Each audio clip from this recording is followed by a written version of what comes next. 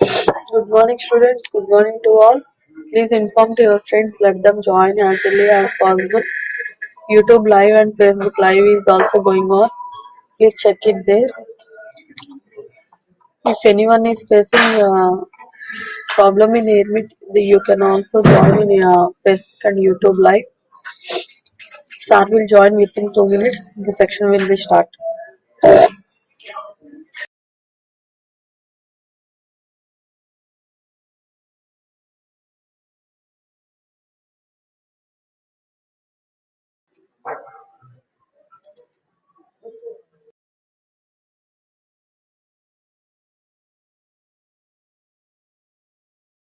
My voice is audible. Please respond, students.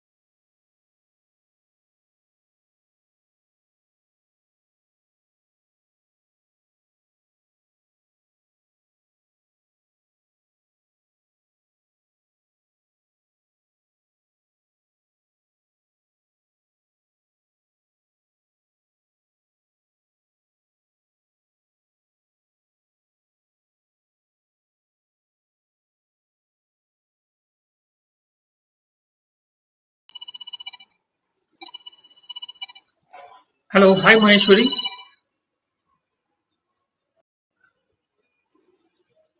Yes, sir. Can you hear me?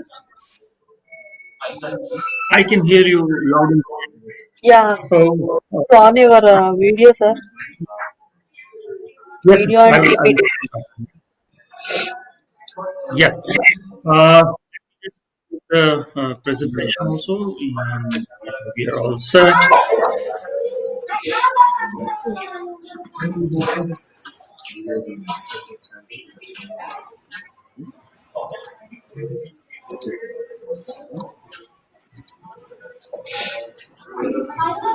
All right. Uh,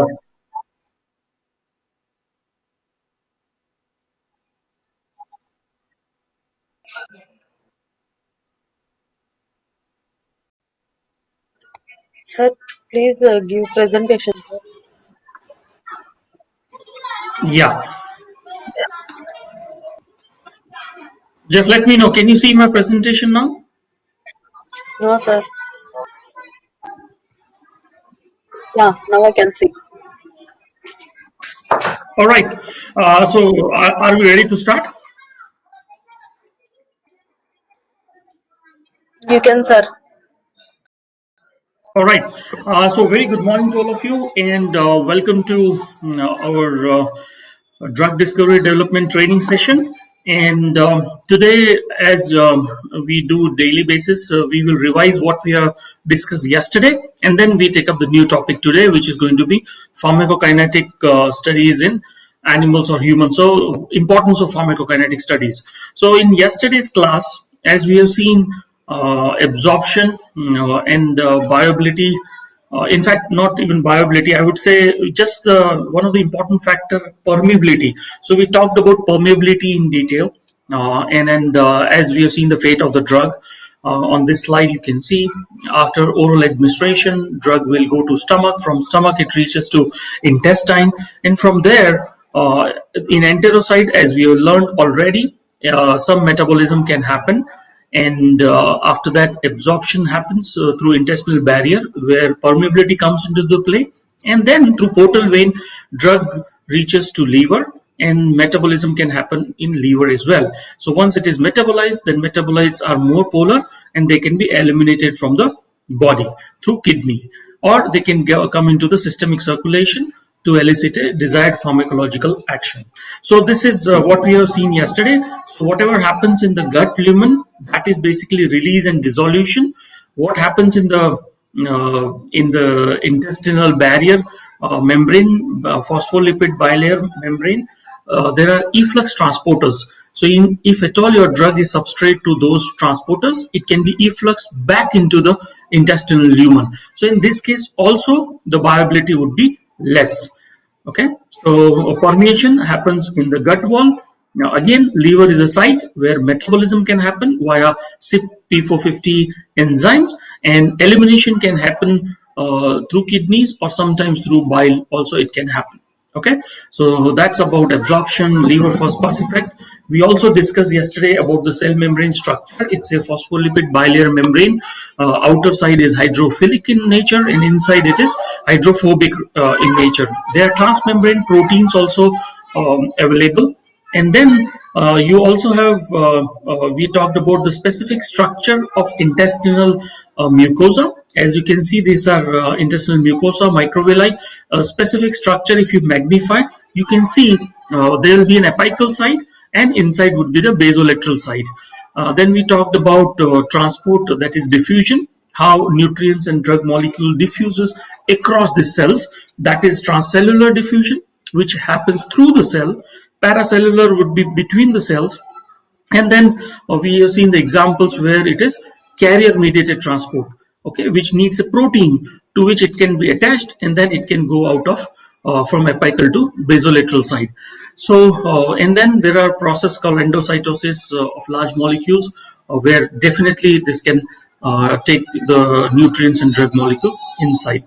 Okay, so along with that, we also talked about passive diffusion. What is passive diffusion? So majorly water and water soluble substances, they take up the passive diffusion. All right, so a tube shaped transmembrane protein channels are there. Through that it can transfer on the other side. From basically they are on the concentration gradient basis, means from high concentration to low concentration it is transported. Then facilitated diffusion, whereas we have talked about in this, like there are transmembrane proteins, this one which will basically take your inside the cell. So that is facilitated diffusion. Then we talked about active transport, where we have seen that minerals and amino acids, they all move against the concentration gradient, but it needs energy in form of ATP. So that is active transport. Then we also briefly talked that we have been talking about transporters, PGP transporters, but in gut lumen there are many transporters like PEPT1, OATP1, OCT1, MDR1, MDR2. All these are the transporters which are expressed in gut lumen. Then We have seen the different characteristics like passive diffusion can be transcellular, it can be paracellular. It happens through the concentration gradient from high to low concentration. And the factors which define the permeability, they are basically log P, molecular weight, polar surface area. All this will determine the permeability in passive diffusion. Carrier mediated, it could be facilitated transport like endogenous ligand or membrane bound proteins. We already seen that example. Active transport, it takes into account the energy in form of ATP for transport of nutrients and drugs. And then there is receptor mediated endotranscytosis also. Okay, and efflux transport, we already have seen it requires energy, but through transporters it can happen, through which drug or nutrients can be transported back outside the cell. This is an example like a passive diffusion and how active transport looks like in terms of drug absorption. So what are the factors which influence drug absorption? There are physiological factors like surface area, permeability, blood flow. We have seen more the blood flow, more would be the drug transportation to those organs or tissues. Gastric emptying, again, faster gastric emptying will decide the absorption of the drug would be faster or slower. Same way, if your drug or nutrients are substrate to any of the PGP transporters, then that will also, or BCRP transporters, that will also define whether it can be permeated or not. And then there is interaction with food and other particles that can also define the drug absorption. There are physical characterizations like ionization, pH pK relationship. So please remember, always non-ionized drugs, they are better absorbed. Okay, partition theory, polymorphism, particle size, complexation, all these are physicochemical characteristics which can actually influence drug absorption.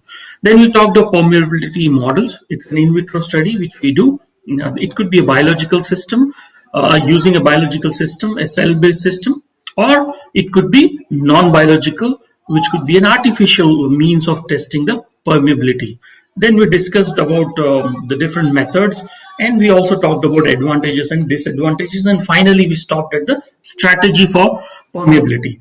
So in methodologies, we talked that it can be done using a chamber where the live, in the sense, I'm so sorry, not live, excised tissues can be used as such for studying the permeability.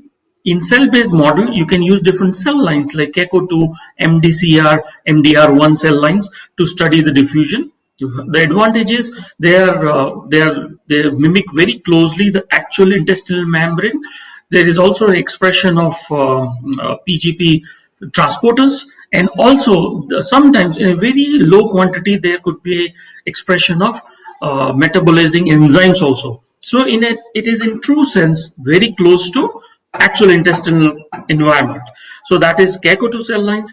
Then we talked of artificial means and ways where we don't use biological system. So that is PEMPA assay, or IAM is immobilized artificial membrane column. So as all of you know, from a quantification point of view, for a column, there are silica packings inside, and based on our requirement, those packings could be decided that what kind of a silica packing, what kind of a chemistry of the column one would like to select. So in this particular immobilized artificial membrane column, the packing is such that it mimics the lipid bilayer membrane of intestine. That's why you can study the permeability using these columns also.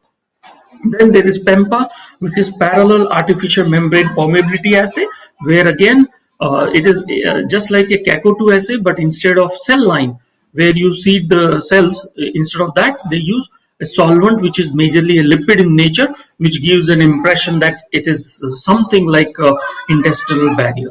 Okay, so PEMPA assay, but the disadvantage also we should know, there are no expression of metabolizing enzymes or no expression of transporters. So they are actually not a true representation of intestinal barrier, but somehow it can really help you to rank order your compounds. Then there is something called as SPR biosensors. Here also you can use where hydrogel with liposomes are used, and then detection by SPR biosensors you can do the permeability. And then we also talked about in silico methods where softwares can be used. And we discussed yesterday detail about each of the assays. Like in excised tissues assay, usually we monitor for the disappearance of the compound from the donor or appearance in the acceptor site. In the diagram, if I had to see, this will be a donor compartment, be your acceptor compartment. So we look at the disappearance of parent from the donor compound, or a reappearance of the, or sorry, appearance of the parent in the acceptor region. Okay, various parts of the gut can be used to compare the absorption, but there are some disadvantages because it depends on the size, depends on the part of the intestine you have taken to study the permeability. There will be a variability in the apparent permeability, right? And it is a low throughput, as you can imagine. You actually need animal tissue, right? So to prepare that animal tissue and then to utilize it, you can do it. It's a labor intensive process, so you can use not in a throughput fashion. So it's a very low throughput method. So these are few of the disadvantages of using excised tissues assay. But in colleges still this method is used, but otherwise majorly people have moved away from this method of studying permeability. So then we talked of cell-based model, where of course filtration is possible. All you need to do is a cell monolayer we are growing on a filter support. It can be it can happen in a multiple well format condition. So it can be in a high throughput fashion. Different cell lines can be used like CACO2, MDCK, HT29, and 24A1. All these are cell lines which can be used to study the cell-based permeability. Okay, and then for CACO2, which is the most prevalent, most popular cell line to be used, and it is derived from human colon carcinoma. Okay, so these cells actually they have characteristics that resemble very closely intestinal epithelial cells, such as the main characteristics are there is a formation of polarized monolayer. Okay, very confluent monolayer is formed. Well-defined brush border is there on the apical surface, and intercellular junctions are very tight. So this really makes it very similar human intestine, right? And always remember, using CACO2 we can study A to B, which is apical to basolateral transport, from B to A as well. So there is a scope to study effect of transporter also using CACO2, because transporters are well expressed on these cell lines, and so does the enzymes in very low concentration. So there are better models which mimics permeability in real live system. Okay, so as I said, extraction ratio is what we study. So apparent permeability, that is B to A, and from A to B, if you take a ratio of that, that gives you an ER, which you can use to rank order your molecules. So cell-based, there are again few disadvantages, because based on the cell lines, the lot you are using, sometimes they could be high or sometimes could be low, but variable expressions of P glycoproteins. So because of that, and there is always a low expression of enzymes. So there could be an under or over expression of an active transport system. So based on that, sometimes you may see high permeability or low permeability for the same compound, depending on what kind of cell lines you used. So it is of course it is labor intensive also, because it takes long time, up to 21 days cell culture we used to do it. But still, in terms of resemblance to the actual system, cell-based models are better. CACO2 is still widely accepted model to study permeability. Then we talked of artificial membrane, that okay, somebody doesn't want to go for such 21 days long period of testing or screening their molecules using CACO2. You can do artificial membrane models, that is PEMPA, parallel artificial membrane permeation assay, which as we have seen in the diagram, I'll just show it to you. It is very much similar like CACO2. Instead of monolayer, you have got a microplate filter, which is having lipid solvents in it, which mimics the structure of phospholipid bilayer membrane of intestine. So you can only study A to B, because there is no point in studying B to A, because there are no expressions of transporters in this. So there is no point in studying the transporter role via PEMPA assays. So that's about PEMPA assay. I already talked about immobilized artificial membrane, where you have specialized columns which mimics the structure of a lipid bilayer. So you can use this also if you have liberty or access to such IAM columns. Okay, and as I said, the downside is it's not a live system anyway. They're not cell based. They're not a biological system, so they're not as closely relevant to the actual intestinal bilayer membrane. But as I've been talking again and again, this is just can be used to rank order your molecule and make sure that you are take the right compounds further in rather than all the compounds blindly. So it will help us to prioritize your which can go further into in vivo test. So this is how exactly it looks. You've got an acceptor wall, you've got a membrane, artificial membrane, and a donor well. And after incubation, you can just see the transport from apical to basal site. This is compositions like phospholipid, solvated dodecane, hexadecane, and then unsaturated hydrocarbons. All these are used inside the filters, which are there, which are separating the apical from the basal layer in PEMPA assay. So, as in general, whenever you do a permeability assay, try and have control compounds, at least three, like high oral absorption, low oral absorption, and one substrate of efflux transporters. This is what you should use as three controls apart from your own compound at different concentration. And one of the very important thing while interpreting the permeability data, please look for percent recovery. What is percent recovery?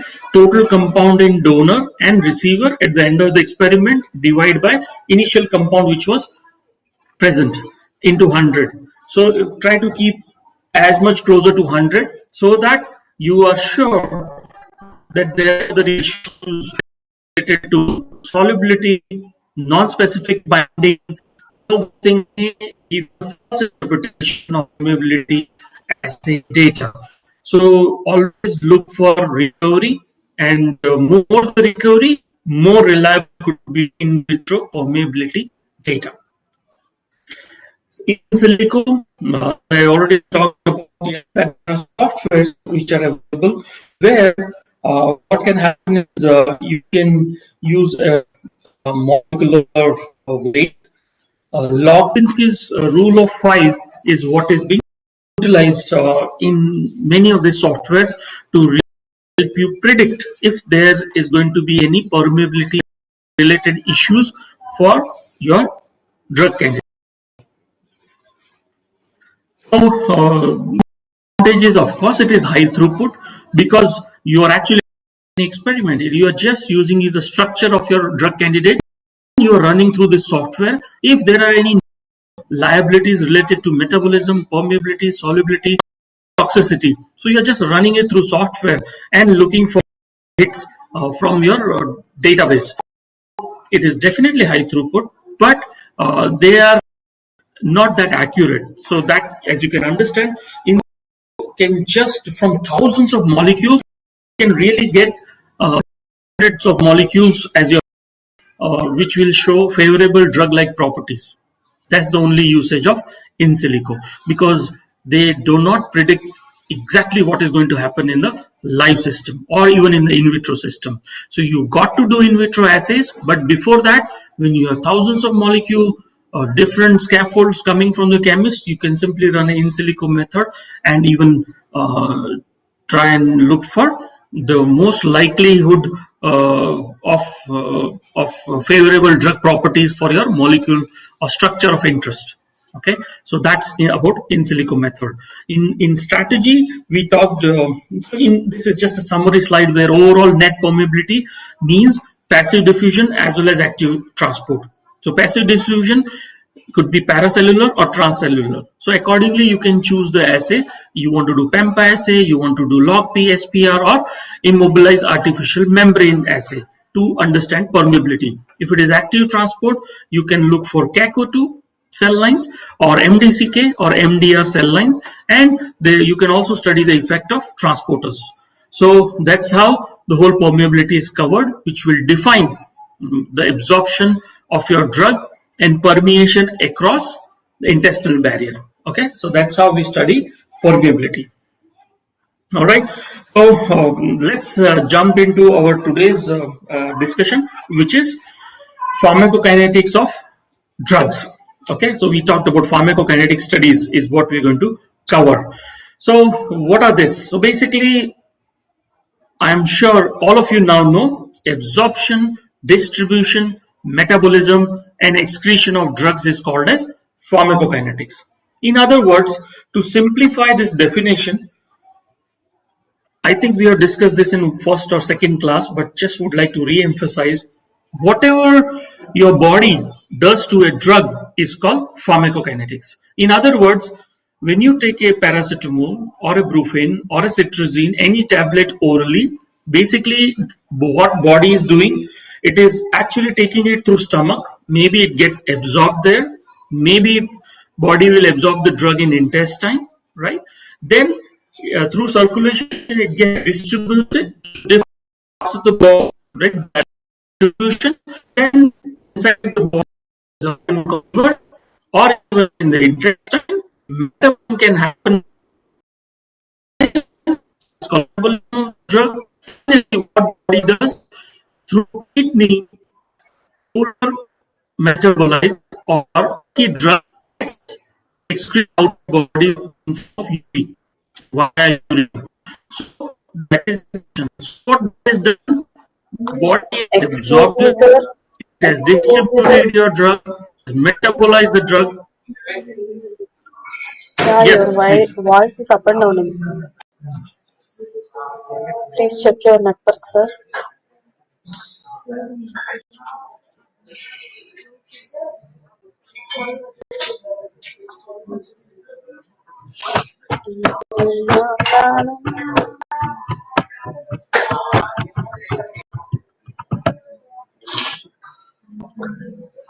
Once check your network, sir, because your network is up and downing and your voice is also not clear.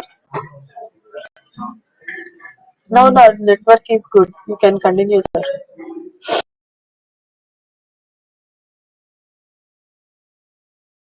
Deepak, sir, can you hear? Yes, I can hear you. Just give me 1 minute. I'm just starting. Just 1 minute.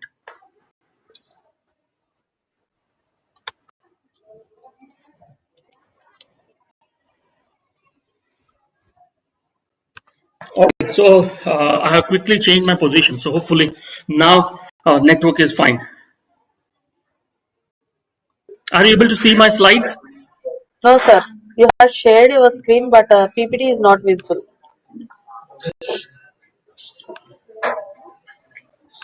Is it Yeah, visible okay. now? Yeah, Yeah. okay. So I'm sorry about that, but good. Anytime you feel like the network is not good, please you can interrupt so that I can do Yeah, something okay, about sir. it. Okay. Okay, thank All you. right.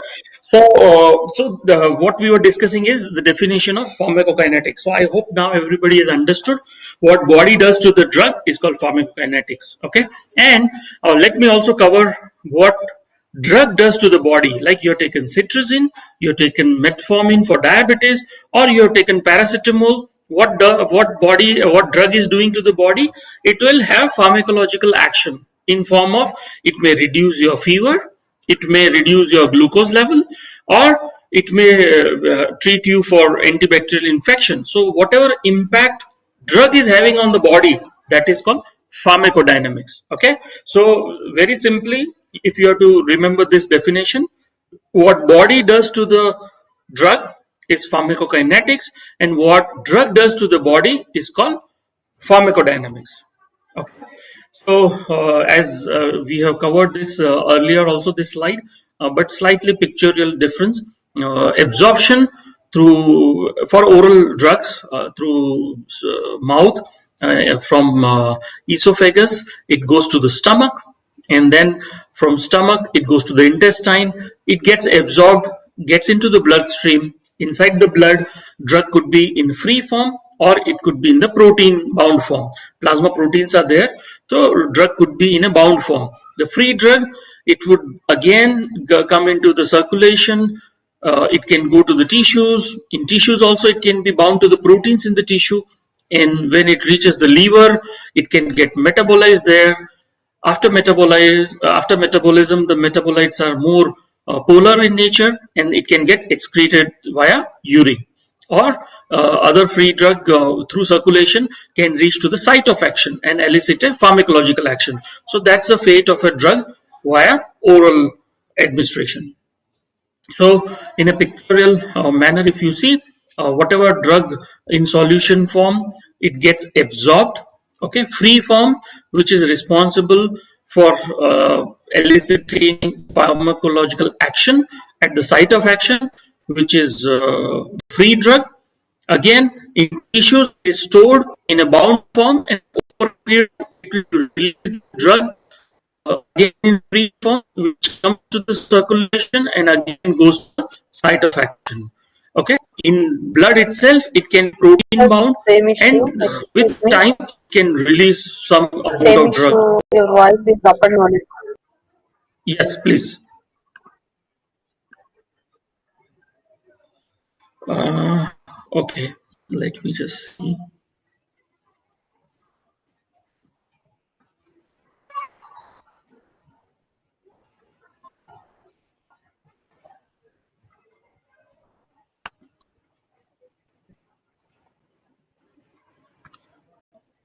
Is it any better?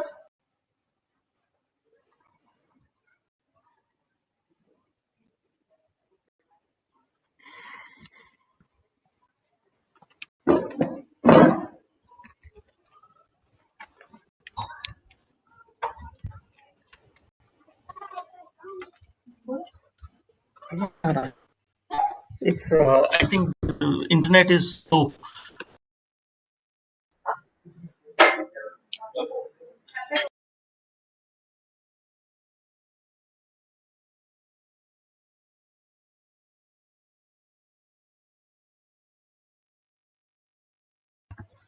Can you hear me?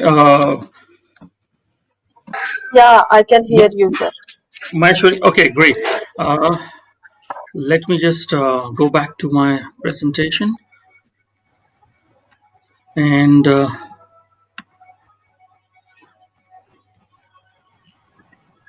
yeah, I think now it is little stable. So let me just continue. So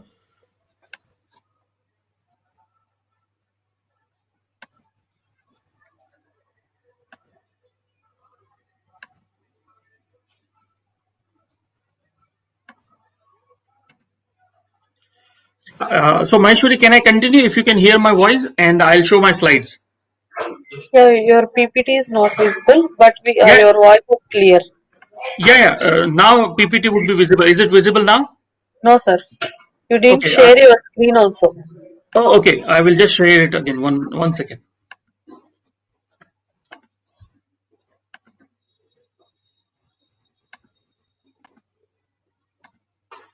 Yeah. Are you able to see now?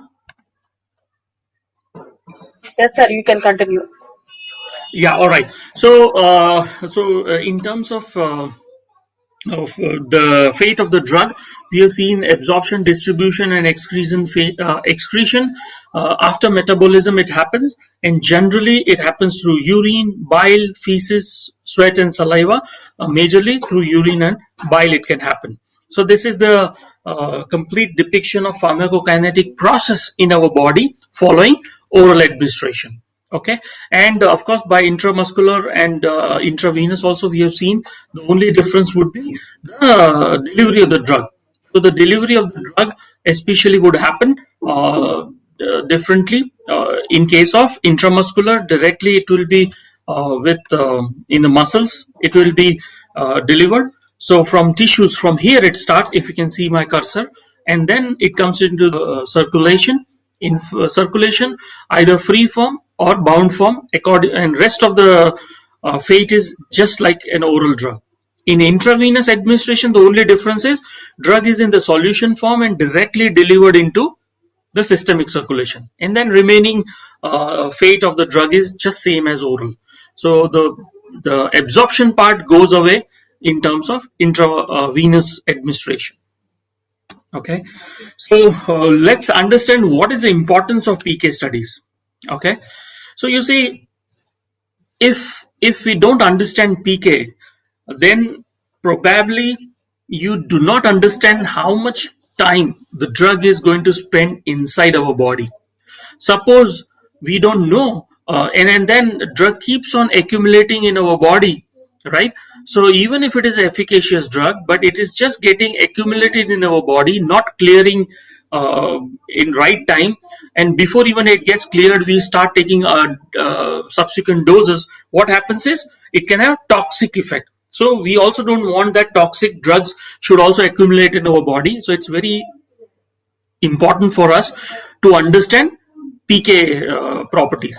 Okay, as it is said, useful drugs may not have no benefit because doses are too small. Sometimes drug is highly efficacious, but since we don't know how much time it takes to reach the peak concentration, how much time it takes for drug to come out of our body, we may not prescribe correct dose.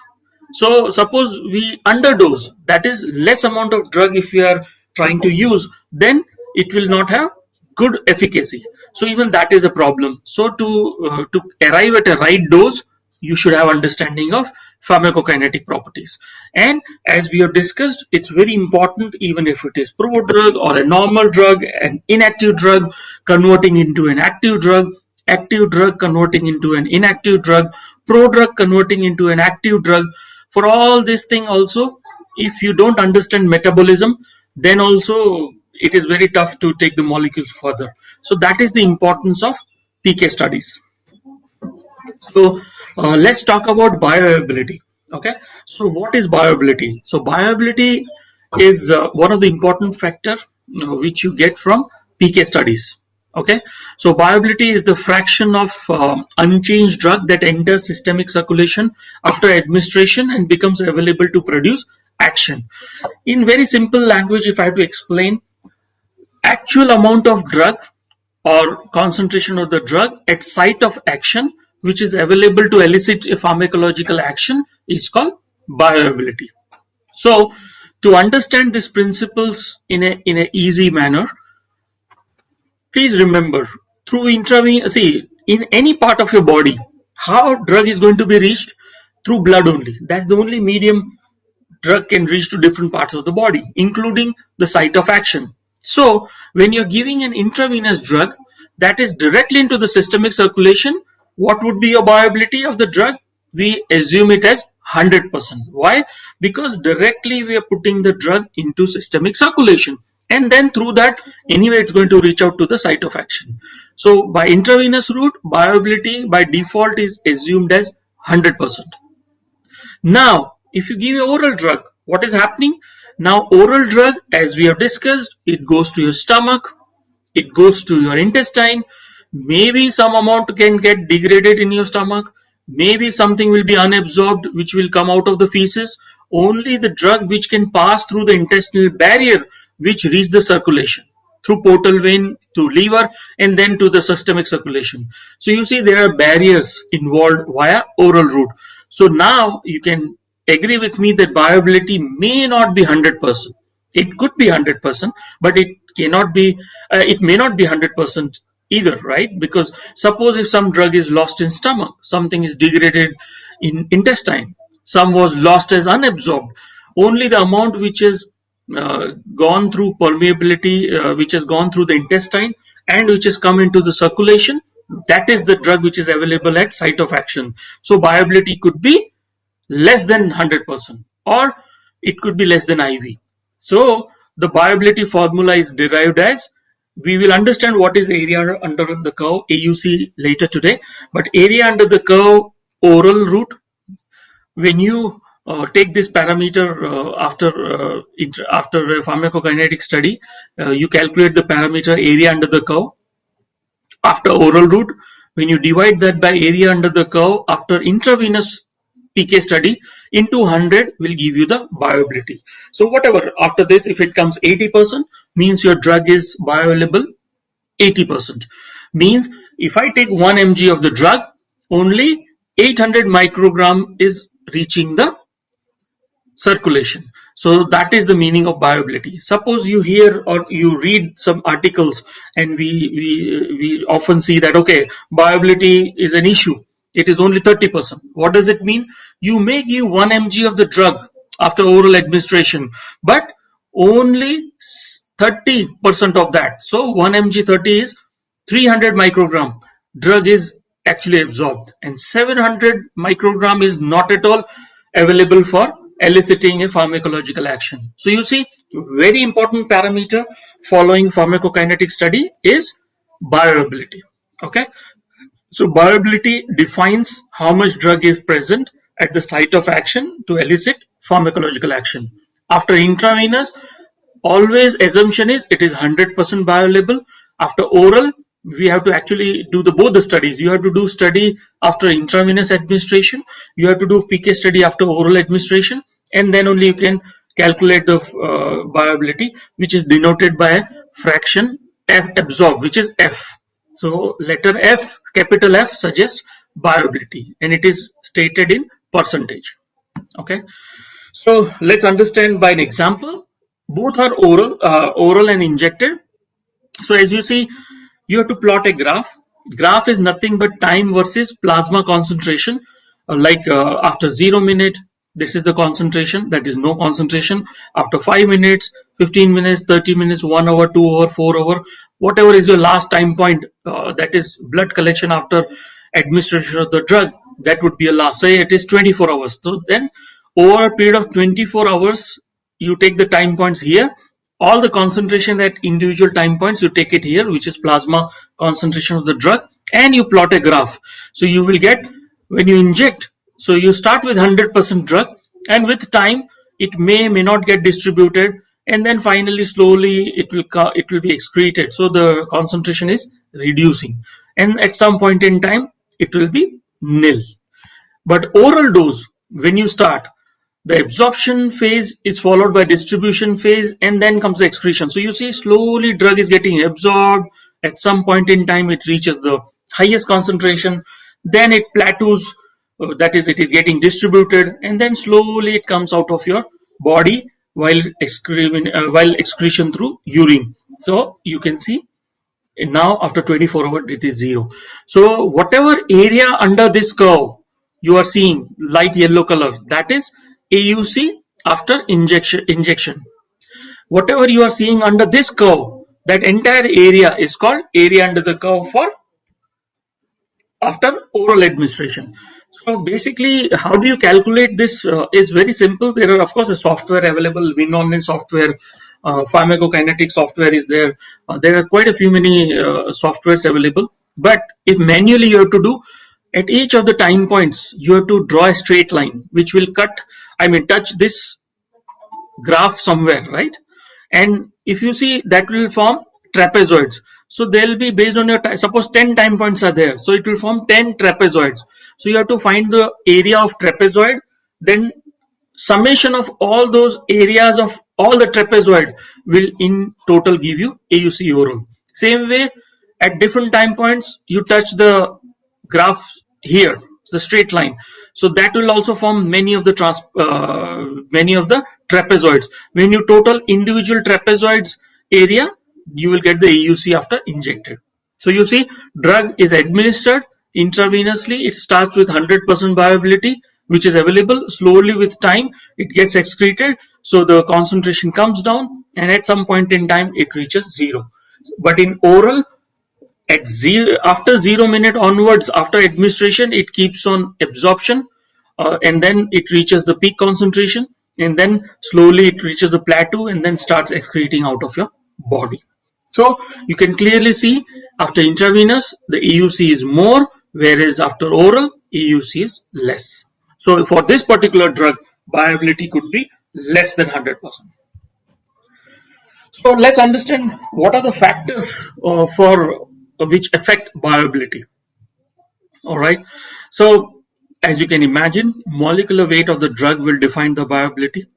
The drug formulation, which is age of dissolution, how well your drug is getting dissolved, right? That really defines the bioavailability. Means a solution will always have the best absorption, best dissolution. So solution gets absorbed faster. Then comes suspension, then comes capsule, then comes tablet. So in this order, your drug formulation age of dissolution will vary. Solubility we have already understood as per BCS classification of drugs. It could be class 1, class 2, class 3, class 4. Based on that, you can decide low solubility definitely will have a low bioavailability. Chemical instability, like again, when you take an oral drug, the drug goes to stomach where it is subjected to acidic conditions. So if your drug is not stable at acidic pH, it may degrade in stomach. So gastric instability is also very important. And then first pass metabolism. So this we have in detail we have talked about it. If at all there is any metabolism happening in intestine, in enteric site, which is enterocytes, then less drug will be bioavailable. Suppose there is a heavy metabolism happening in liver, then also your bioavailability could be less. So these are the factors which defines or which influences your bioavailability of the drug candidate. So let's understand blood flow to absorptive sites. We have discussed this. If there is a more blood flow, okay, your bioavailability would be more. Why? Because bioavailability itself means actual amount of drug available at site of action via systemic circulation. So more blood flow means more systemic circulation to that organ. So naturally more drug will be available. So intestine has a greater blood flow than stomach. So more absorption happens in stomach and even the bioavailability is more. Surface area, again, intestinal surface area, it increases because it's a huge surface area available for absorption in intestine. So absorption via intestine is again more. I talked about gastric emptying time. So you have a rapid gastric emptying time. So there is a fast transit time from the intestine. So what will happen? The absorption will also vary.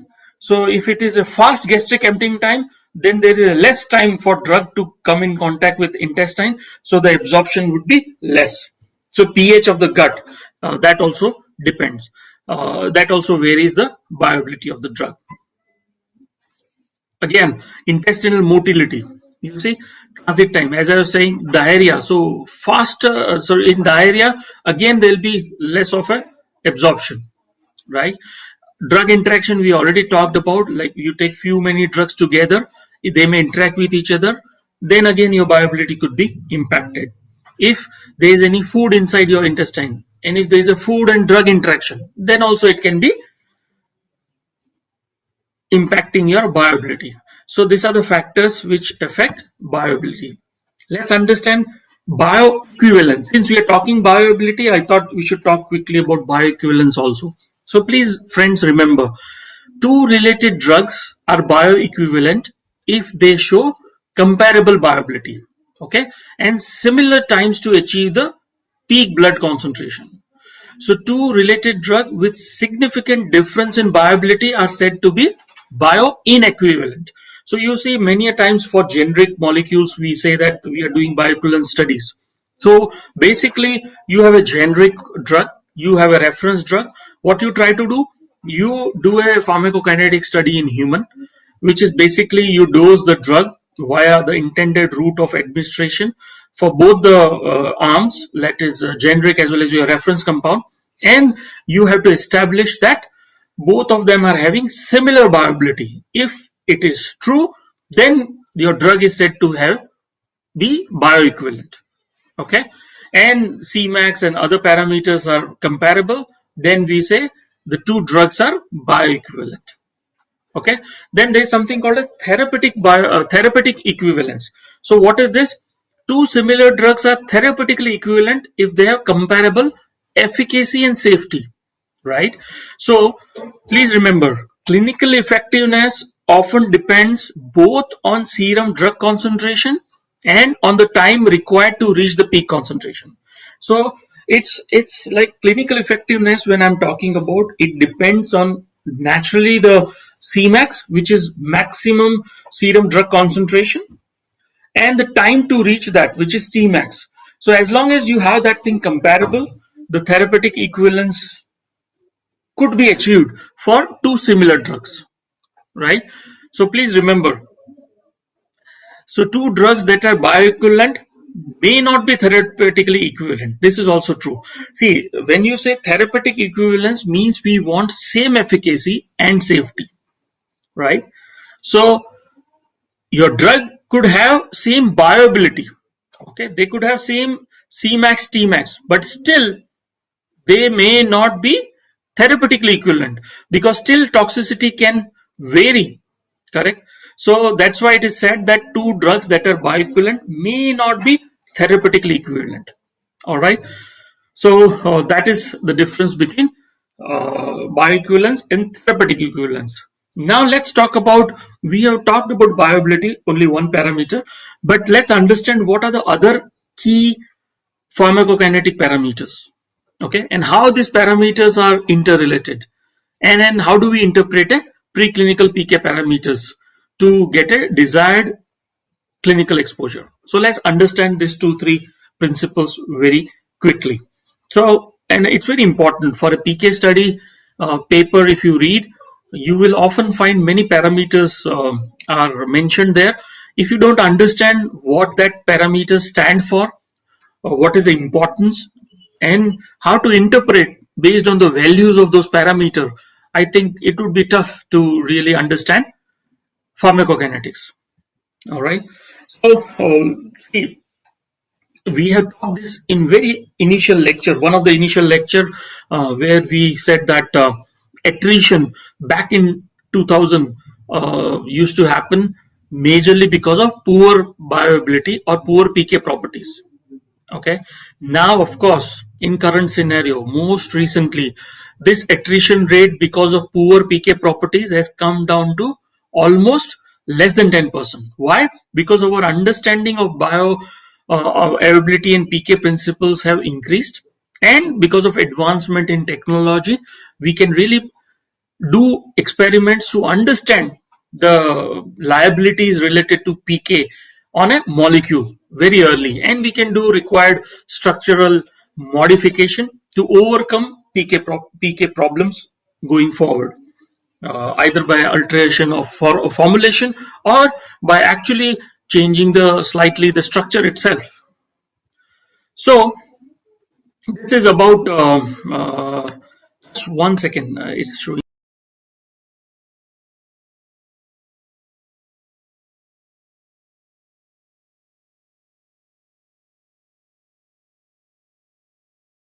All right. So again, are you able to see my slide, Maheshwari? Hello, Maheshwari. Can you see my slide?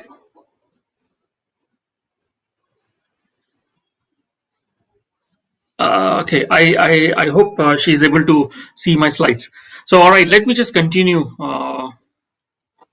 Or you can write in a chat box also if you're not able to see my slides.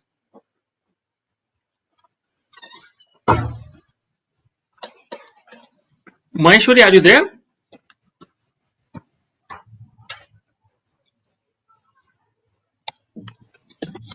Okay. So I would assume that uh, I would assume that my voice is audible and slides are also visible. So let me take you to. I'll again share my slides. Share.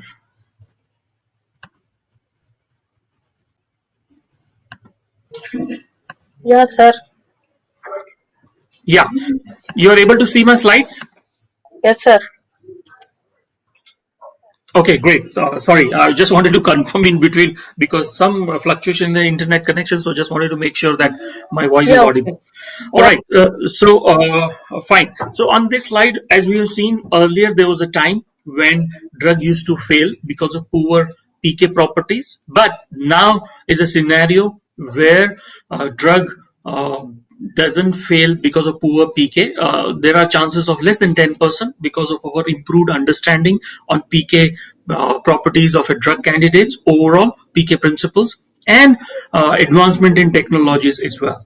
Okay, so whenever poor pk used to be the case, that time pk properties were not fully understood. Okay, so what happens is, as a biologist, you should remember, for all those chemists, what happens is, whenever a medicinal chemist synthesizes any drug, for him, he has come up with the best molecule in the world. Formulation scientist always feels that he has the best formulation he has prepared in the world for a particular drug candidate.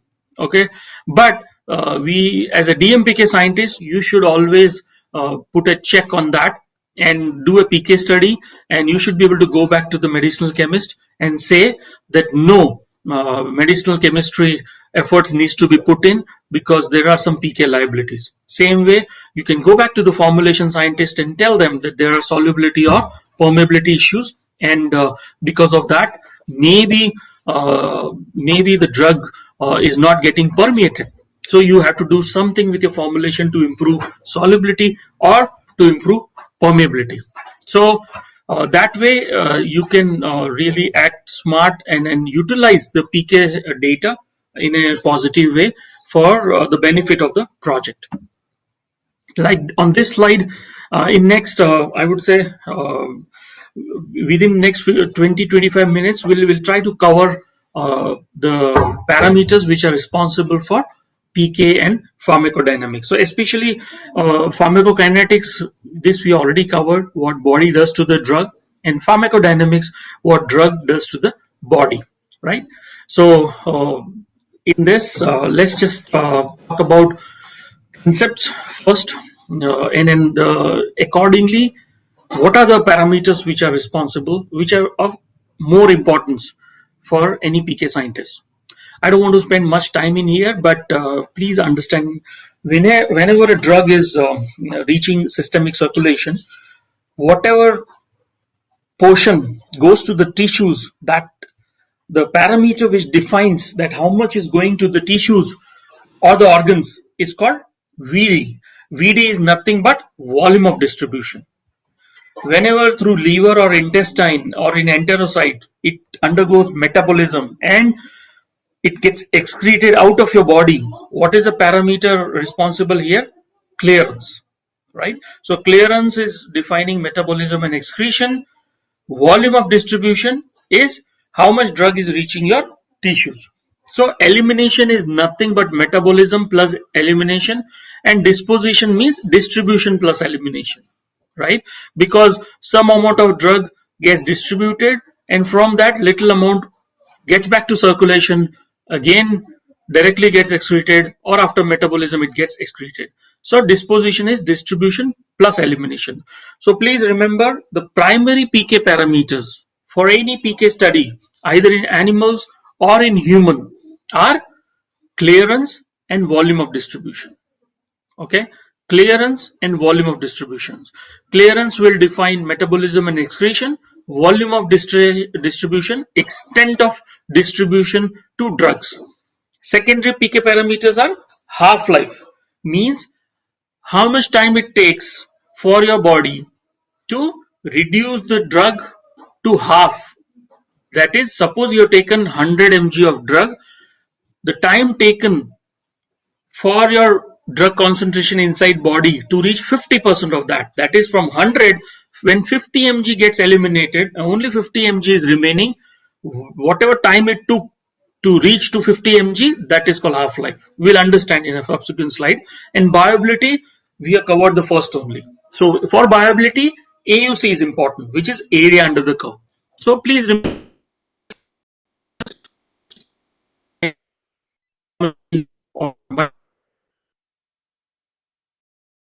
Sir, your voice is breaking.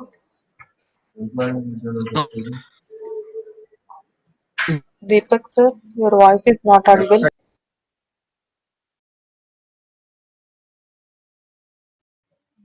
hello, Yeah, Maheshwari. now okay. Now okay, you can. I'm so sorry for this, but this is beyond my control, so I couldn't really Yeah, help. okay. Let me share my slide again. Okay, all right. Yeah.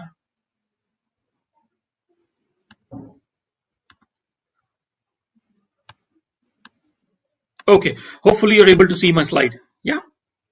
So primary PK parameters, you have clearance and volume of distribution, and secondary PK parameters, you got half-life and bioavailability. Let's move from here. So we will cover each of these parameters: clearance, volume of distribution, half-life, bioavailability, and in one or two slides about protein binding. Clearance. So you see, clearance describes how efficiently or rapidly a drug is eliminated from your body. Okay, let me tell you again. So how efficiently or rapidly a drug is eliminated from the body is clearance, basically. Okay, so elimination, as you all know, is influenced by two things. One is metabolism, which can happen in intestine, in liver, in lung, in kidneys.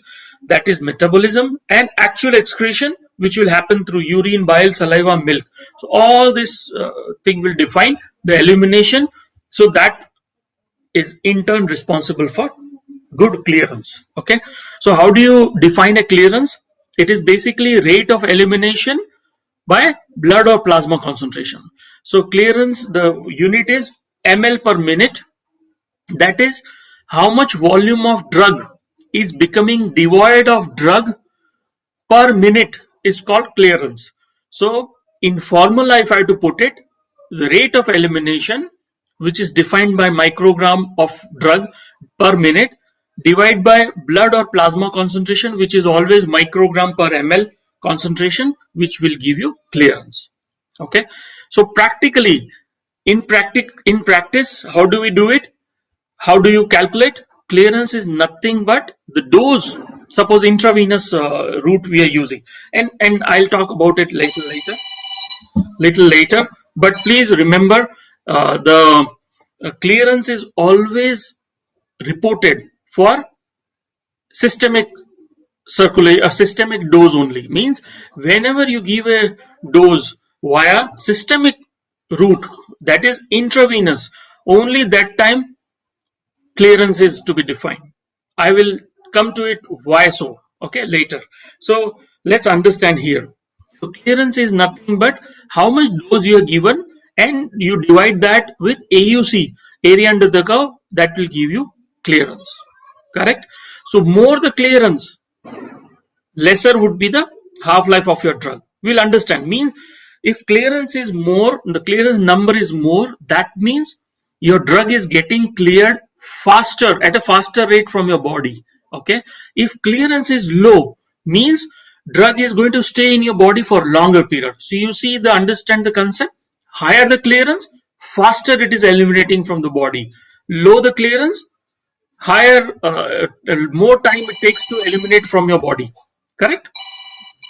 So that is basically the concept of clearance. Okay, now many times students make this mistake.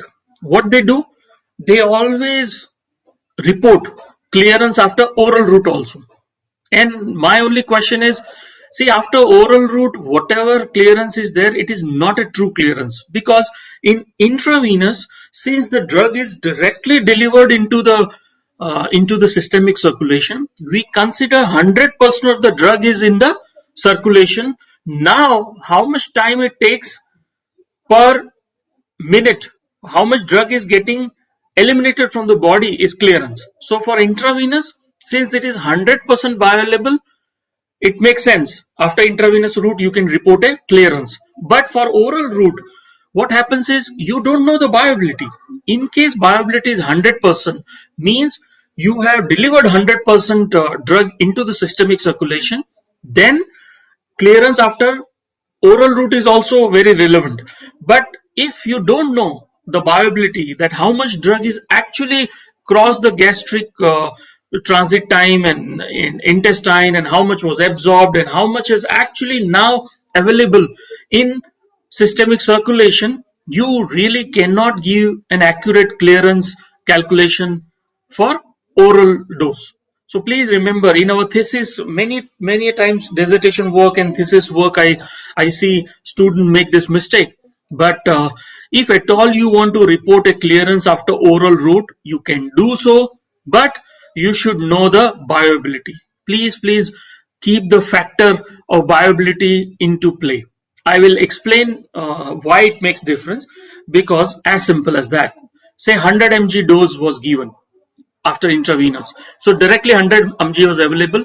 I just divided by EUC. So I know 100 mg is available with time after elimination. My last time point is say 24 hours. I get that time versus this curve. I can easily find the what do you call the area under the curve. So I can actually report what is the clearance. So after oral route, now what is unfortunately happening is I had taken 100 mg of the tablet, but not 100 mg is actually reaching the systemic circulation. Correct? So to start with, the dose itself is not 100 mg. Correct? So that's why maybe I put higher dose because only 50% of the, suppose 50% viability was there. So only 50% drug is available in circulation, and my whole clearance calculation depends on that. But I have to input the actual dose. So you see, it is not relevant. Although I use dose as 100 mg, but it is not true because it is not 100% bioavailable. So ideally, it is 50% bioavailable. So the dose I have to put only 50. Now it is relevant. You see, that's the difference between an intravenous dose and an oral dose or any other dose.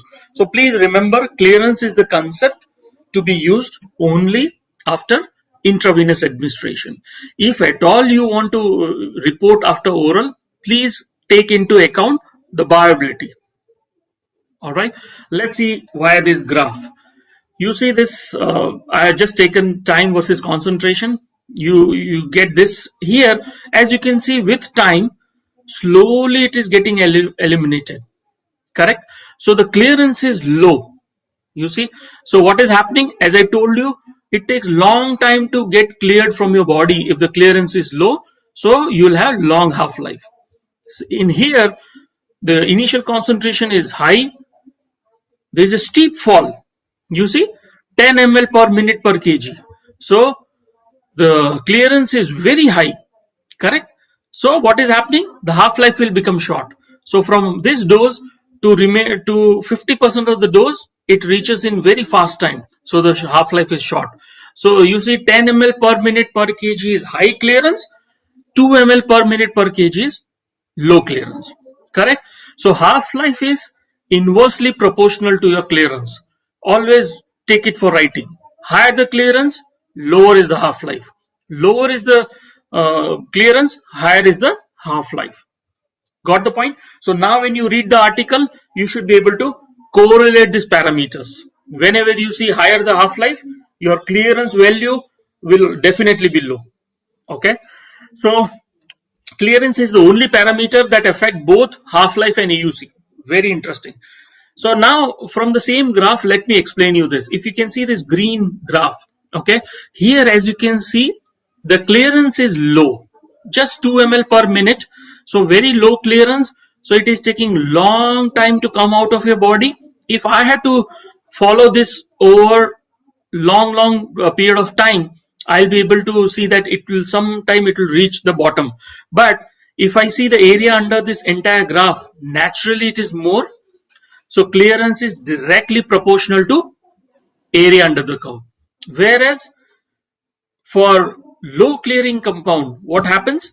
If I had to draw the trapezoids at different time points, only this many trapezoids, right? So this area under the curve, under this red curve, is less than area under the green curve. So when you have the faster clearance, you see your AUC is also less. When you have longer half-life, your AUC is also more. So low the clearance, higher is the AUC. Higher the clearance, shorter is the half-life, less is the AUC. So you see the correlation, correct? Directly proportional to T half and AUC. Hope it is clear. Let's understand the blood flow. As I said, clearance is how much ml of your blood is getting devoid of drug per minute is clearance. So the blood flow matters. So you see, in mouse, rat, monkey, dog, the blood flow is different. Correct? So this is an example clearance we have seen.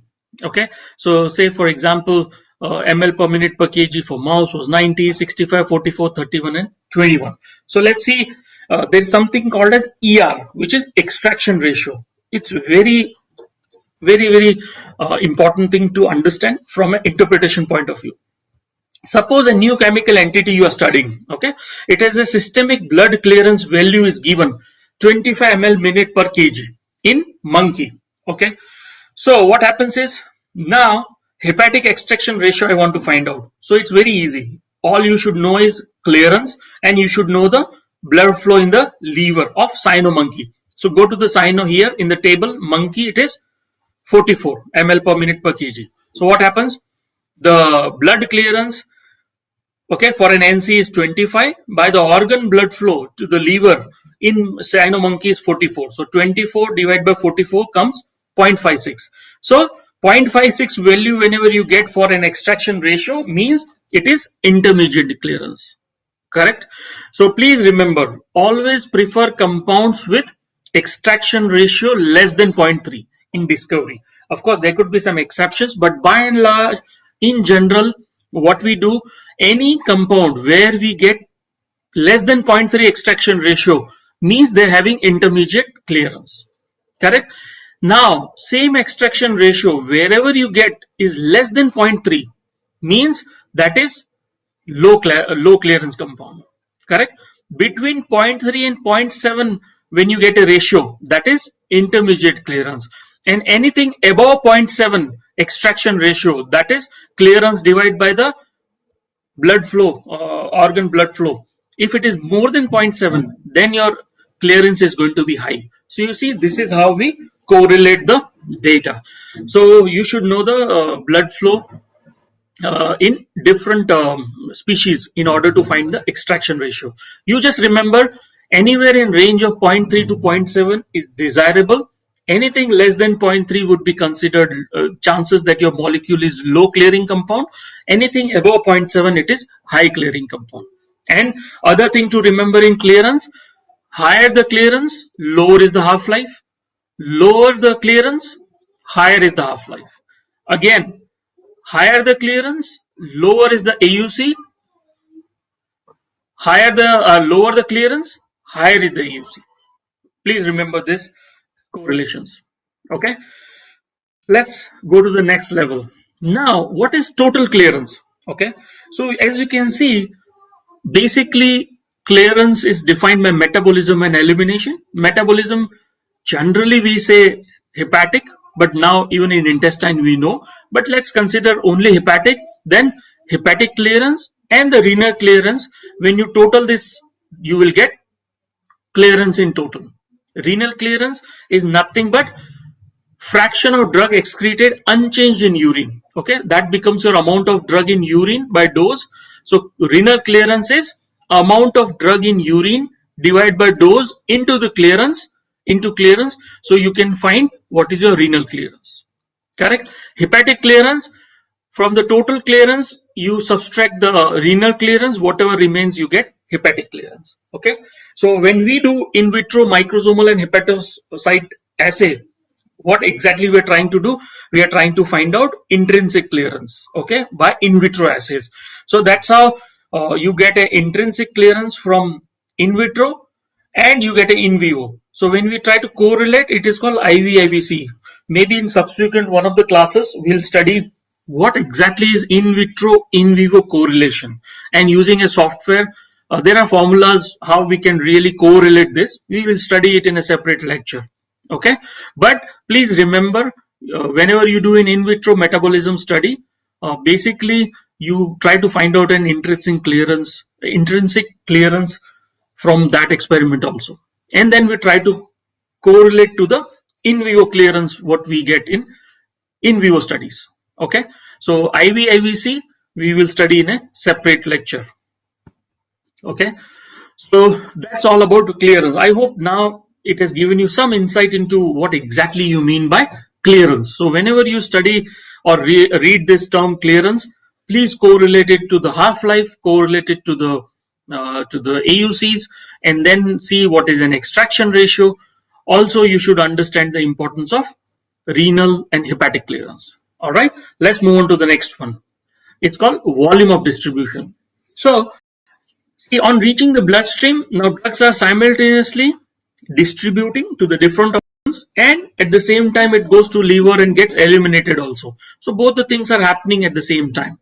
Still, distribution occurs more rapidly than elimination. You agree? Because for elimination, it has to go to liver, it has to get to metabolize, then it goes to kidney, and then it comes out of your body. But distribution directly from the bloodstream, it is reaching to the different organs and it gets distributed. So distribution is faster than elimination. So let's understand where actually it gets distributed. Okay, so say in human, the plasma volume is considered to be 3 liters. All right, vascular space 6 liters, extracellular fluid is 15 liters. So total body water in a healthy human is considered to be around 42 liters, 40 to 42 liters. Okay, but there is a considerable difference between the actual volume and apparent volume of distribution. Let us understand that. So what is an apparent? We always say it is not an actual volume of distribution, it's an apparent volume of distribution, which generally measures, like clearance we have seen, defined by metabolism and elimination. Apparent volume of distribution measures how well is drug is distributed outside the vascular space, right? Outside the vascular systemic circulation, how well it is distributed is called volume of distribution. Simple formula for that: how much amount of drug is there in the body, divide by blood or plasma concentration, will give you volume of distribution. But as I said, we always say that it is not an actual volume of distribution, it is just an apparent volume of distribution. Okay, because it relates to blood or plasma concentration of a drug to its amount in the body. Okay, so it is not a true physiological value, right? Like plasma or total body water, these are all very accurate volumes, physiological volume. Whereas, how do you even tell 100% amount of drug in the body? Practically, you can never tell that. So that's why we say volume of distribution is an apparent volume of distribution. Let's understand why apparent. It's very simple example I've taken here. You just take a container, okay? Now you add 5 mg of the drug to it, okay? Now you know there is a 10 liter of drug in that, correct? So when you calculate the concentration, what is the concentration is easy to find, right? 10 liter drug, 10 liter water I have taken, or a solvent I have taken. I have added 5 mg of the drug to it. So 10 divided by 5 divided by 10. So it gives you what is the concentration? 0.5 mg per ml, correct? In 10 liters, it is 5 mg.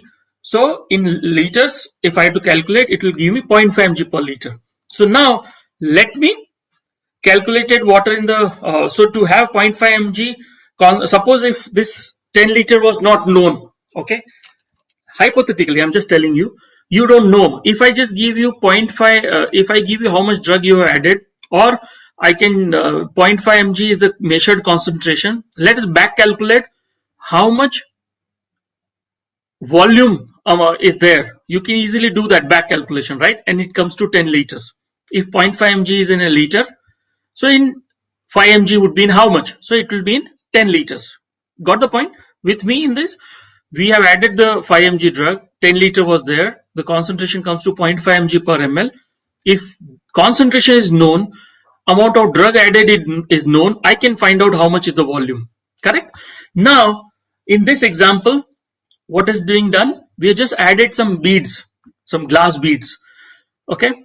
Now the measured concentration is 0.05 mg, because this I can measure, correct? I don't have to tell you. I can take a sample and I can do a HPLC or a mass spec quantification. I can find the concentration. Now once you add the beads, what happens is this drug gets adhered to the beads, and I'm going to take the sample from here and I'll measure the concentration. It will be 0.05 mg per liter, correct? So now 0.50 mg per liter, I know how much I have added. If I try to back calculate the volume, how much it comes? 100 liters. You see? So the true volume is 10 liters, because actually we know we added 10 liters, but just because there are beads, drug is bound to that. Now in the remaining solvent, it is diluted, so my concentration came less. So when I back calculate that, if I added 5 mg, the measured concentration is 0.5 mg per liter. How much should be the volume? It is coming to 100 liters, which is not true, which is an apparent volume. So that's why we call it as apparent volume. Same beaker, the calculated volume is coming different, correct? So that is the reason volume of distribution is a hypothetical figure, which is never true, but it is just an assumptive, a mathematical figure. Okay. So volume of distribution in relation to physiological volume. So in a 70 kg human, we already seen plasma would be around 3 liters, extracellular fluid, total body liter, as I have mentioned, it comes to around 42 liters. Okay. So it's around 0.6 liters per kg. So volume of distribution scales very well with the body weight. So similar volume for preclinical animal species. Correct? Let us see how do we utilize this information. Okay. Now let's take this example. Again, it will be easily understood if you follow here. So I've taken a drug, dosed it to the animal, taken at different time points. I've taken the concentration and plotted this graph. Time interval versus concentration. Suppose you see volume of distribution is 1 liter per kg for this, whereas it is 5 liters per kg for this. Let us understand this. So what is happening is basically drug was absorbed. Over a period of time, it reached the maximum concentration, and then it got eliminated quickly from the body. Say after less than 10 hours time, it was completely eliminated from the body. So what has happened? The drug was quickly absorbed, immediately eliminated from the body. So here the volume of distribution is less, means less drug is gone to the tissues, so it was rapidly eliminated. So what does it mean? If half-life is less, your volume of distribution by default is going to be lesser, correct? Whereas in this case, you see it is absorbed, it reaches the peak, then slowly it forms a plateau distributed in the tissues. That's why slowly it is eliminating from your body. You see, after 24 hours also, there's some amount of the drug available here. So in this case, volume of distribution was more, because after dosing, it is getting distributed to the tissues, and then slowly it is eliminating from the body. So in this case, higher the volume of distribution, what is going to happen? It's going to take more time to eliminate the drug from the body. So half-life is also going to be more. So half-life and volume of distribution are straight away related. So they are directly proportional. So increase in volume of distribution will always lead to increase in half-life. Decrease in volume of distribution will lead to decrease in half-life. So please remember. Okay. So let's understand, as we have seen in the clearance, we look for the extraction ratio, right? Anything between 0.3 and 0.7, we consider intermediate clearance. Do we have something similar figure for volume of distribution? Yes. When you have volume of distribution as steady state less than 0.3 liter per kg, okay, whenever you calculate volume of distribution and the value comes less than 0.3 liter per kg, drug is considered to have a small volume of distribution, correct? And what does it indicate? It will indicate that there could be high protein bound in plasma, or it does not distribute to the tissues. These are the two indications you can get from low volume of distribution. Okay, but sometimes it is still desirable to have low volume of distribution when, especially when your disease target is vascular or it is extracellular targets, then we want that volume of distribution should be less. Please remember. Same way, whenever your volume of distribution at steady state is more than 0.7 liter per kg, what do we say? Drug is having large volume of distribution. So what does it indicate? straight away, the moment you see in a paper volume of distribution is more than 0.7 liter per kg, please understand drug might have distributed outside the vascular space, so it is well distributed to other tissues or organs in the body. Okay, so what is desirable? When it is desirable for intracellular targets. So for all vascular or extracellular target, low volume of distribution. For all the intracellular targets, you want to have higher volume of distribution.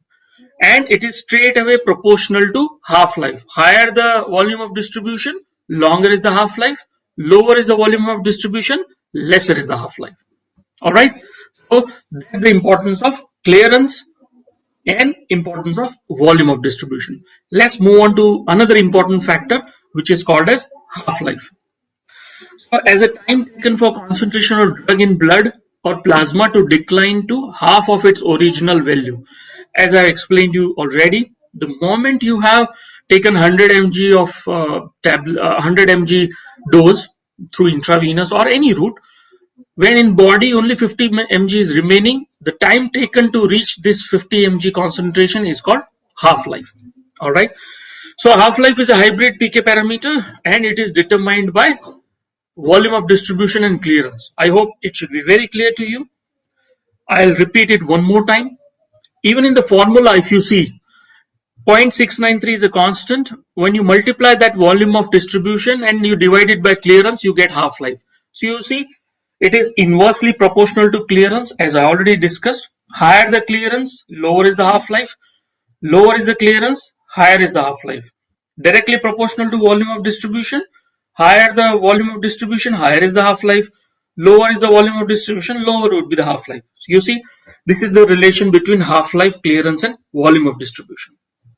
Okay, so volume of distribution 0.3 liters, clearance 1 ml will lead to TF of 3.5 hours. So this is just an example. If your volume of distribution is 0.3, which we consider intermediate volume of distribution, multiply by 0.693. When you divide this by clearance, which is 1, you get 3.5 hours of half-life. So in other words, for a drug, for this particular drug, it will take 3.5 hours to reach is half the dose. Okay, if 100 mg was the dose, it will take 3.5 hours to reach 50 mg dose inside the body. So that's the importance of half-life. Okay, let's understand this by an example. See, half-life 20 to 20 hours. Suppose half-life in real life example, I'll give you that. See, when you take an antibiotic, doctor tells you that take this medicine 3 times a day, sometimes 2 times a day. What do they look at? So basically that depends on half-life as well. Suppose I know that the half-life is 6 hours. Okay, so I know that if I given you 100 mg tablet or 1000 mg tablet, after 6 hours inside the body, only 500 mg tablet is 500 mg drug is remaining. So if at all my efficacious dose I have to maintain above 500 mg or at 500 mg, then as a doctor I'll prescribe you to take medicine again after 6 hours, right? If I want that, suppose half-life is 10 hours, then I can simply say that, okay, you can take morning and evening dose, right? You may not have to take that frequently. So based on half-life, you can really define the dosage interval also.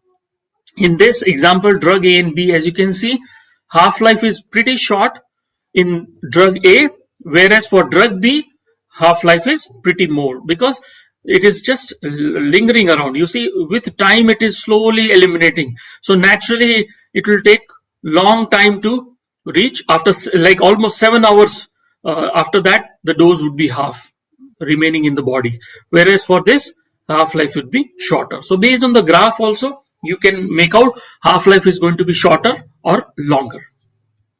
The important point from efficacy point of view is always try and maintain the dose, the drug concentration above the efficacy dose, which is in this case 100. They mentioned 100 nanogram per ml. So your drug concentration you would like to maintain above 100 nanogram per ml at any given point in time. Correct? There's something called as mean residence time. So as half-life gives you an indication of decline in plasma concentration, still when you see when a compound is having a long half-life, it may not provide you the coverage due to the shape because of this. You see, it's a long half-life, but the to in order to arrive at some conclusion, you would like this graph at some point in time to come down, right? That is not happening. So sometimes it is misleading. So that time mean residence time comes into the play. Correct?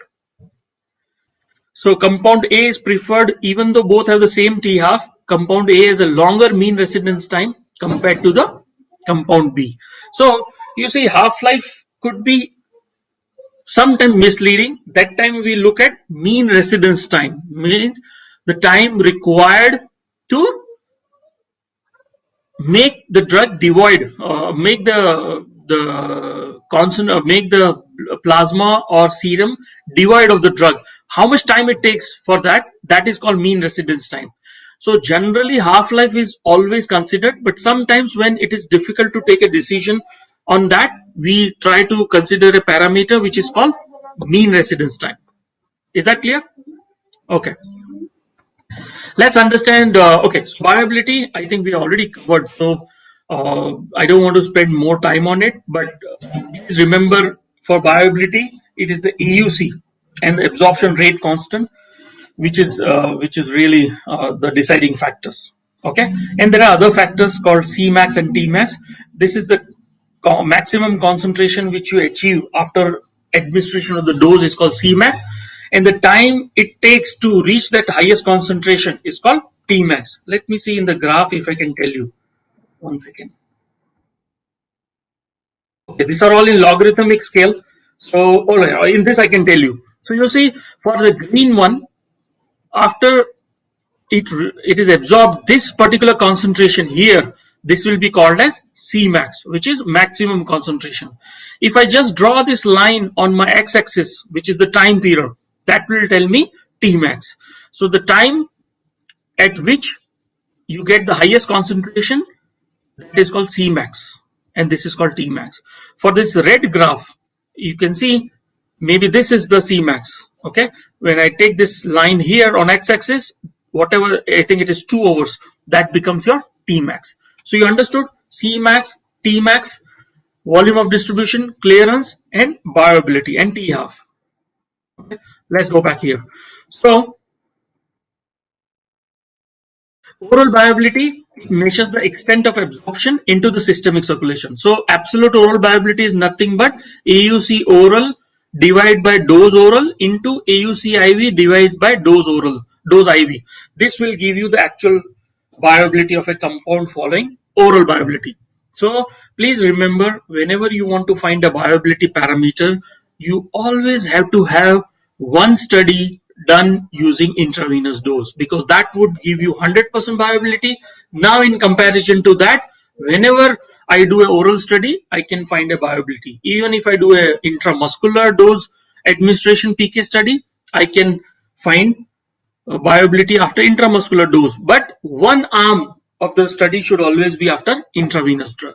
Okay, then there is something called as relative viability. So what is this relative viability? It is nothing but, say, two dosage forms. Suppose I want to see tablet and solution, so you can simply take a relative viability as AUC after oral administration of tablet followed by AUC area under the curve followed by solution. That will give you relative viability, that is between tablet and solution.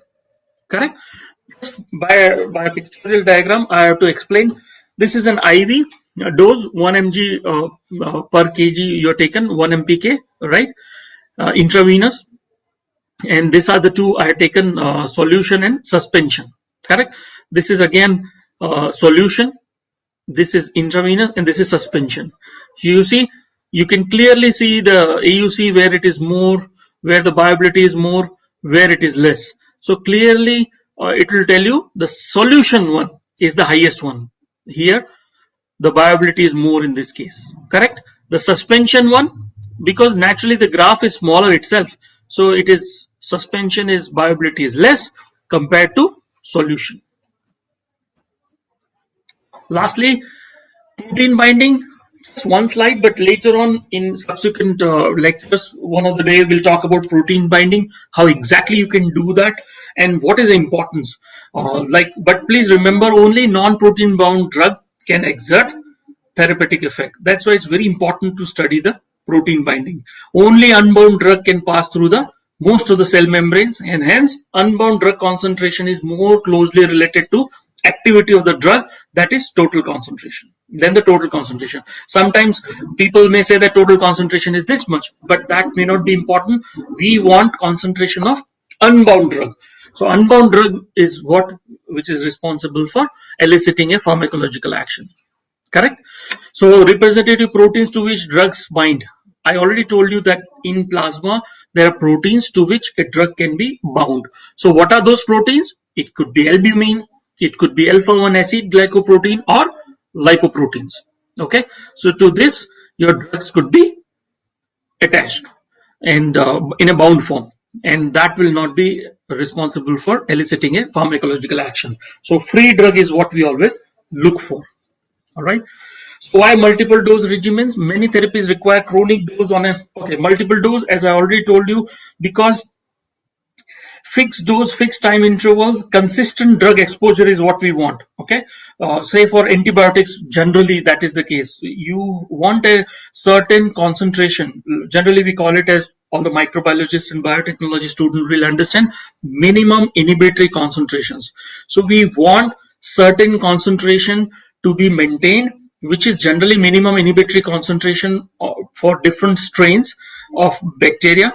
So we want it to be maintained above MIC. So we want to repeat the dose so that the drug concentration at any given point in time would be above the MICs, okay, or equivalent to the MICs. So you have to go for multiple dose regimens. Okay, in multiple dose regimen, few other parameters are added up, but you don't have to worry about it. You just remember for the single dose. But multiple dose, there is something called a steady state concentration. Okay, depends on dosing rate and the clearance. There is something called as steady state, which is time to reach the plateau, where half-life comes into the play. So basically the parameters are same. It will be the clearance, it will be the half-life, it will be the dosing rate, but we find the secondary parameters in terms of average steady state concentration, and accumulation ratio. All this thing will be useful when you go for multiple dose regimen. Okay, in summary, please remember, clearance and volume of distribution are primary PK parameters for drug design optimization. Half-life, oral viability are important secondary parameters. Clearance, always remember, after intravenous administration you should report clearance. After oral, please don't report. If you have to report, please take into consideration, or half-life, you can take into consideration the viability of the compound also. Small structural changes can have large effects on PK. Yes, because your metabolism can vary. And lastly, preclinical studies in discovery will really help you to optimize the PK parameter. You see, a lot of 6 to 7 years time it takes for preclinical studies. So apart from all the in vitro assays, cell-based assays, whatever we are talking, important aspect is PK parameters also, pharmacokinetic studies. So it really helps us to optimize the PK properties of the drug also. Okay, so with that, I think we come to the end of pharmacokinetics, important parameters, primary, secondary, and their interrelation, and how they are calculated, and how you can interpret the PK data based on these parameters. In subsequent classes, we'll talk about actual protocol and methods of doing the PK study, right? How actually an animal dosing happens. How do you collect the blood? How do you define the parameters? And then we will see the calculation. Calculation we have anyway seen, but then we'll see the methodology of doing the PK study in a live system. Okay, but today we have seen the principles of PK parameters: absorption, distribution, metabolism, excretion, and different PK parameters, and most important, bioavailability discussion we did, and the role of and importance of different PK parameters for a PK scientist. So with that, let me stop here, and would be more than happy to answer any questions. In subsequent class, so we will take this thing further. So far we have talked about introduction to drug discovery and development, We have talked about alternatives to animal experimentation, cell-based hepatocyte enterocytes. We have talked about in vitro ADME assays, and we have talked about PK studies. Today we talked only about parameters and all. In subsequent class, we'll talk about the actual methodology, how exactly the studies are done. And in PK also, there is something called as cassette dosing, cassette PK study, multiple dose PK study, single dose PK study. So we'll talk about all those PK study methodology part in the subsequent class. All right. So let me just stop here. And even I've not talked about first degree, second degree, 0 degree PK and kinetic orders, first degree and 0 degree and all. But we will talk when we talk of methodologies. Okay. So we'll be more than happy to answer any of your questions if you may have. Thank you. Thank you, sir. Students, anyone having any queries, please respond in the chat box.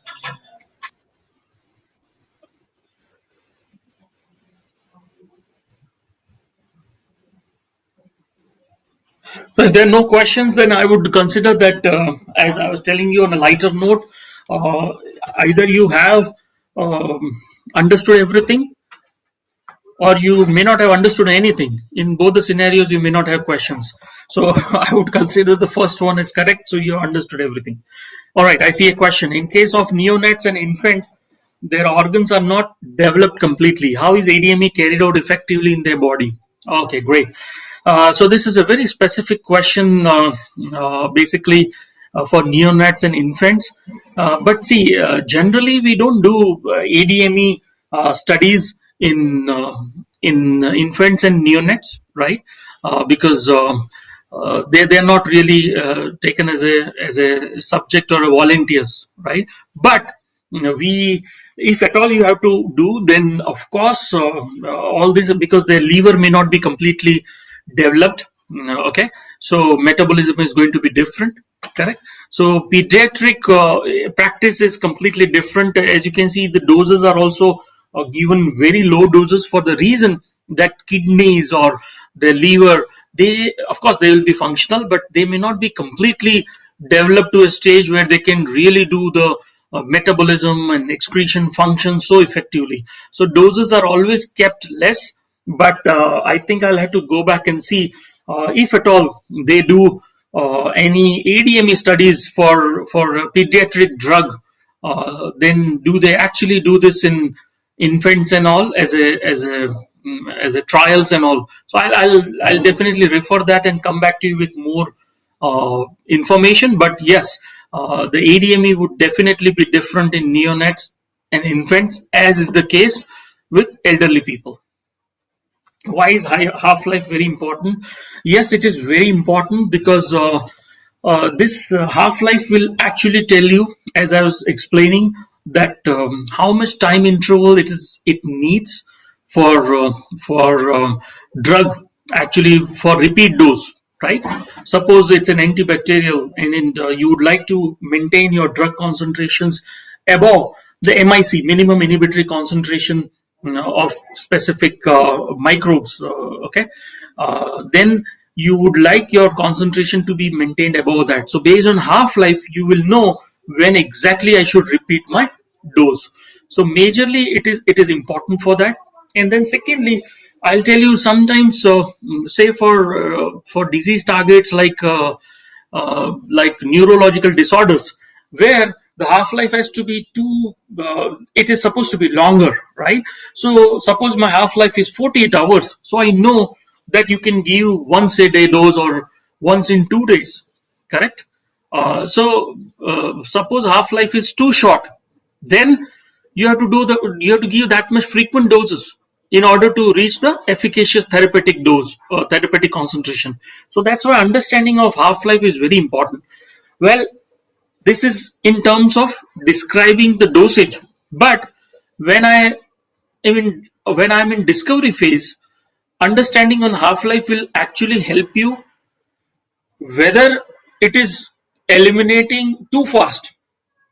Suppose an antibiotic, I want it to eliminate from my body faster, so I want a shorter half life. Suppose for an antibiotic, I get a longer half life, then in preclinical itself it gives me a warning, right? It's an alarm that okay, I don't want a residual effect of antibiotics. That's anyway a big issue.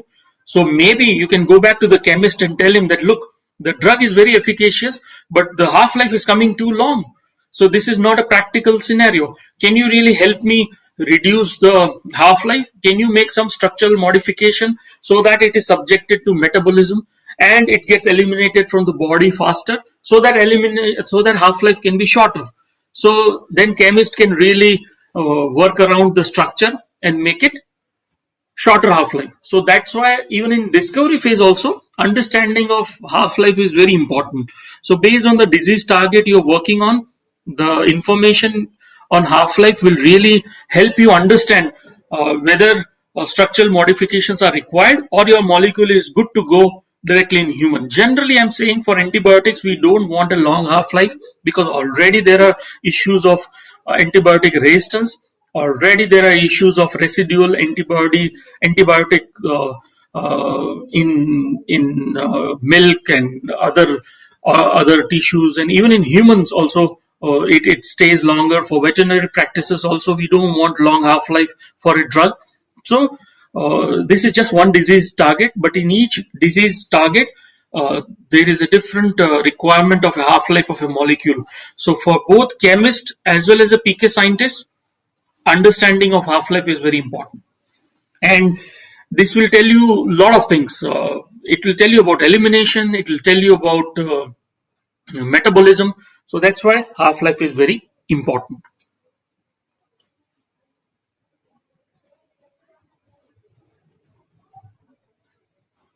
Yeah, thank you.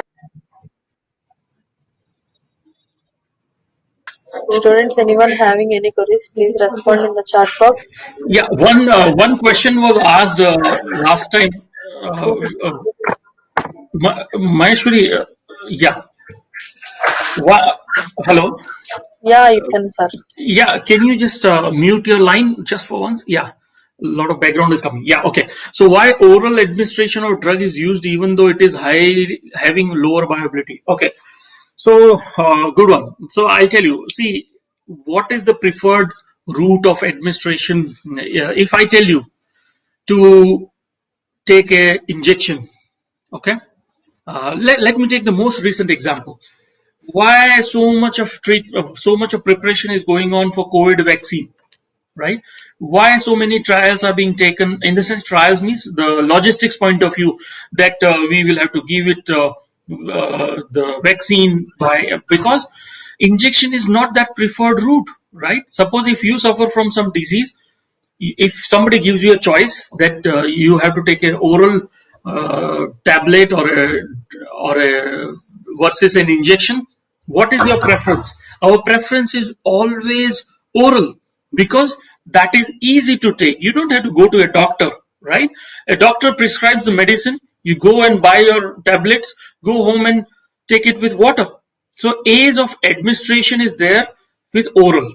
Suppose if it's an injection, the whole logistics issue comes into the play. You can't take it yourself. Of course, say for you can debate that for insulin and all people are taking, but that's insulin subcut injection we are taking. Suppose in intramuscular, I don't think everybody can take at home. Intravenous injection you can't take. You have to go to a doctor. You get admitted. They give you an intravenous injection, and then it is given. So ease of administration is there with oral. There is a larger acceptability, right? Suppose same COVID vaccine, say for example, was available in a tablet form. Imagine it would have been so easy, right? Not, I mean, so much of preparation is going on. It was not required. People can simply buy it and you can take at your home.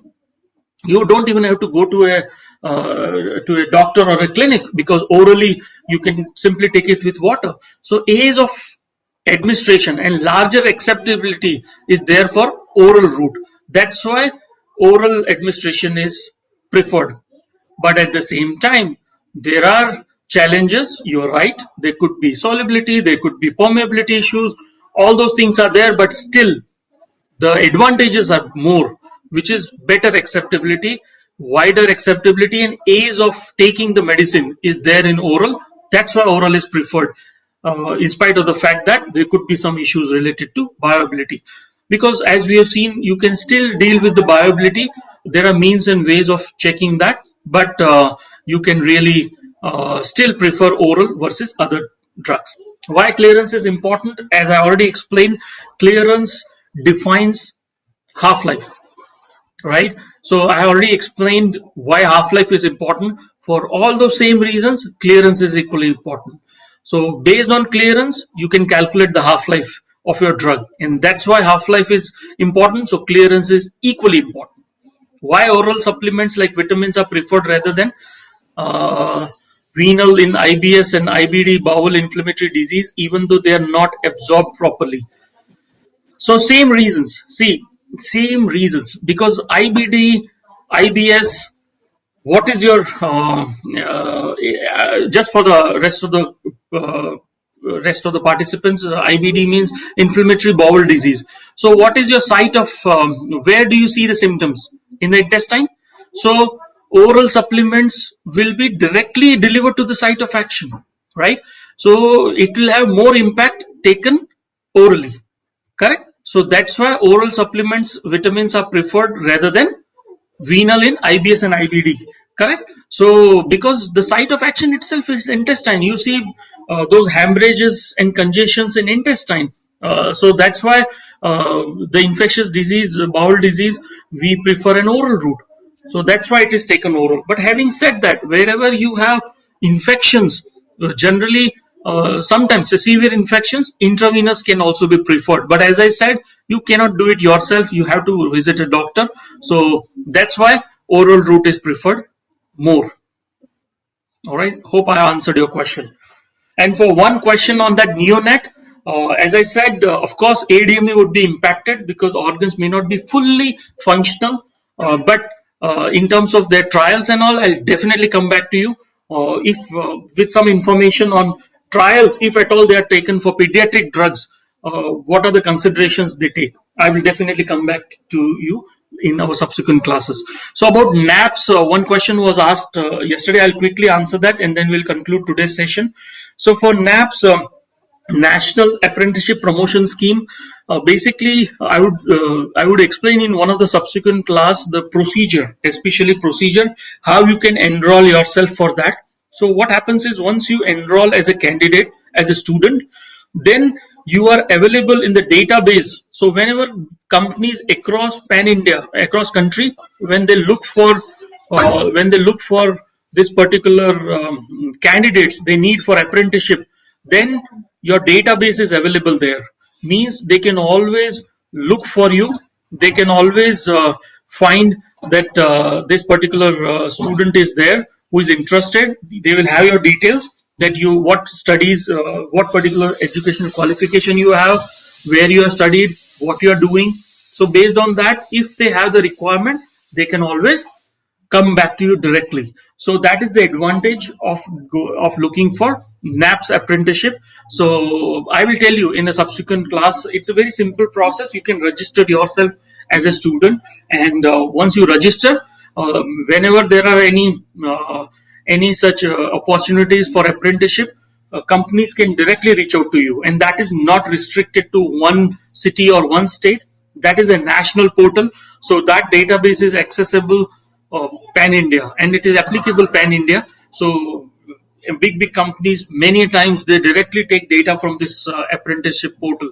So you will have an opportunity to get apprenticeship. And second important thing is you can keep looking for. There are always pop-ups which come on this portal whenever such requirements are posted by the companies. So what you can do is you can also directly reach out to the company through that portal.